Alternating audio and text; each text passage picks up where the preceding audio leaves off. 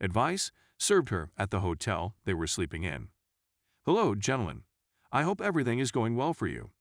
This is a very lengthy and jumbled narrative. Please excuse any typos. I'm writing on my phone.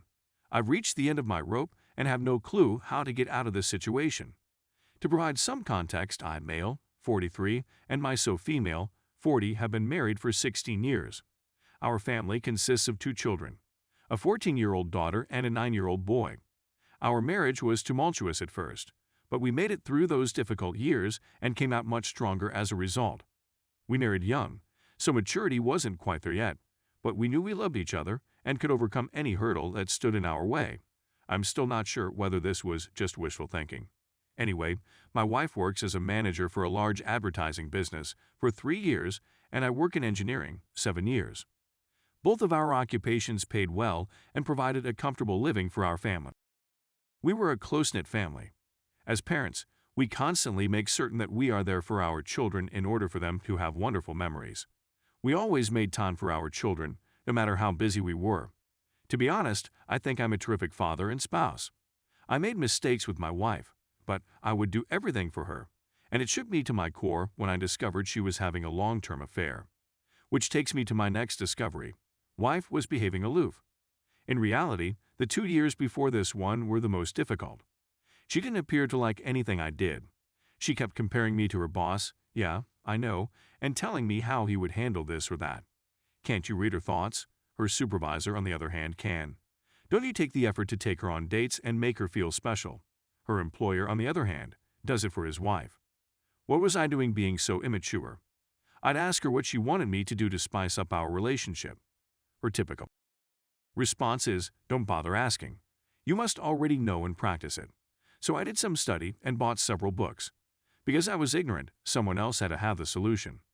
Anything I tried was received with either grudging approval or bitter disappointment. My wife had never been like this in all the years I'd known her, so I assumed my failure to make her happy was something I had to work on. Little did I realize that the whole time, it wasn't me who was doing the repairing. Her supervisor and his wife were extremely close to us. They also had children, and the children adored one another. We took them to our barbecues, family picnics to the park, and arcade gaming days. They've been to our place many times, and we've gone to theirs. It's hardly surprising that we became close. I'd tell her employer about our marital issues. He provided me with sound guidance. He struck me as a kind person. Anyway, let's go back to the finding. I was emotionally exhausted by my wife's demands that I improve myself or the marriage would end. I was honestly taken aback by her demeanor since, before to all of this, I believed we had a wonderful marriage. So one night she was messaging someone while laughing and giggling. I was lying next to her in bed and was intrigued. She fiercely drew away from me the instant I leaned in to have a look. She became enraged and demanded to know what I was doing. When I told her I wanted to know what the joke was, she said it was none of my business and went to the restroom. I believe it was the day that I realized, deep down, that there was some type of affair going on. But I didn't have any evidence. The following day, I made the mistake of asking her personally. She was enraged and vehemently denied any involvement. I didn't have access to her phone, but I really needed to know the truth. I requested her phone, but she refused.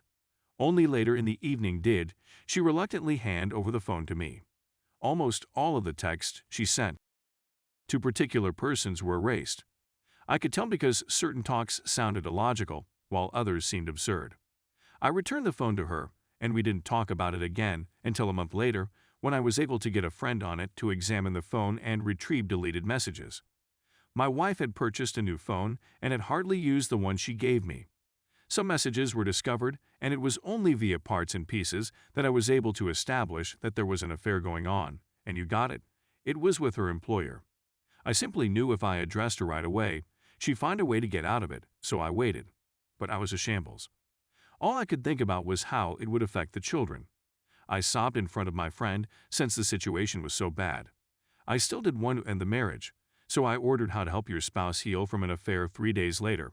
It's all right if you're shaking your head. I began reading in the hope that if I delivered it to my wife, she would cease this insanity. I wanted my wife back and to salvage our marriage. I had intended to speak to her on that Saturday to smooth things out, but she had informed me that they had an emergency at work and that I should not bother her. Of course, I phoned the workplace that day to check the account she told me, but I got no response. On Saturdays they were closed. I tried her phone number, but there was no answer. She returned home at 2 a.m. on Sunday and promptly washed before going to bed. I inquired as to why she was late, and she deflected by stating that she had previously advised me not to wait for her. I was tired of it. I did not give her the book I had brought with me. I was in pain, and she seemed unconcerned. She witnessed my pain and didn't care.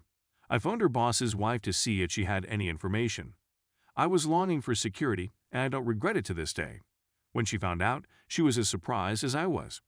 She wanted to confront her husband, but I warned her that he would most likely lie and attempt to disguise it better than my wife did. We met at her home to talk about what was going on, and I provided her the little evidence we had. She needed additional proof, so we decided to collect material from both sides and compare it. I began spying more on my wife, and she did the same with her spouse. It was quite simple for her to acquire convincing proof. Her husband was so arrogant that he didn't even delete the messages between him and my wife on his phone, and the few texts I discovered earlier eventually made sense, and we had a whole picture of how long the affair lasted. 2 years. The boss's wife was furious, as was I. She, like me, desired vengeance on them. They slept together everywhere, her place, mine, luxury hotels, business trips. It was terrible to read about it all. They even emailed each other pictures, which we opted to ignore since we didn't want to scare ourselves with the sights. We want vengeance, but not an affair. We both agreed that if they desired each other, they could have them. We both received divorce papers about the same time. We were adamant about it. Our husbands had no idea we were aware, and we played our roles accordingly. They were at it again by the time our ducks were in a row. We knew precisely where and how they were going to be served this time since we worked with the boss's wife. We knew which hotel they had booked for their enjoyable weekend. I went there with the deputy sheriff. I waited in the foyer while the sheriff set things up, and my wife was summoned from her room. She performed it while clad in a bathrobe, and I have nothing more to dread. She's in a state of panic, furiously asking me what I was doing there. It was a bit of a drive from our house, but not too much. When the sheriff asked for confirmation of her name and information, she replied in the positive and she was served. It was really pleasant to watch her stunned expression, but I didn't want to rub it in, so I opted to walk away knowing the work was done. She wouldn't allow me and grabbed my arm, yanking me back and demanding to know what was going on. I told her you had an affair and that I was leaving her. She began yelling at me and tugging my arm so hard that the sheriff had to intervene and instruct her to release me immediately. She did so and began weeping, saying me she could explain that I had the incorrect notion and that it was my responsibility. I was becoming irritated, so I dashed home. My wife informed her supervisor, who became alarmed. According to what I've heard, he hurried home just to be served there. We didn't give them enough time to establish their bearings. We caught them off guard, just as they caught us off guard. My divorce will be completed in a few months, while theirs may take a little longer. My wife and her employer have both been battling us about the divorces. Neither of them wants to divorce. The reasons I hear are that they had no intention of leaving their wives. It was just an affair, nothing else. People had terrible affairs and yet have a good marriage. They messed up and want a second opportunity to fix things.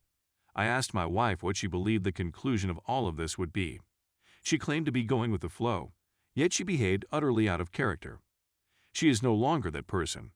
I told her she was a people around me are accusing me of being horrible for not giving my wife a second opportunity. My kids are aware of what is going on age appropriate and fully support me, although they would prefer that we remain together. My resolve is eroding, coupled with the fact that we still live in the same home, and my wife is in treatment and reading the book I'd brought. It's becoming more difficult for me to stick to my guns. She claims she is contrite and will go to any length to make amends. All I want is that she apologize for being caught, and that's all I need to know. She's described me as a bitter, resentful person who can't see beyond all the negative. She subsequently apologized, but I know that's how she feels. The boss's wife and I are still talking, which my wife despises. She believes I'm planning a revenge affair, or that her boss's wife is the reason I won't give us another opportunity. She has frequently requested that I begin no contact with her employer's wife, just as she did with her boss. I told her she was insane. We didn't do anything wrong, so why should I suddenly respect your views? See, I believe I'm finished. I have zero regard for her. She still refuses to give up, and is actively attempting to interact with me about her thoughts and processes around the affair.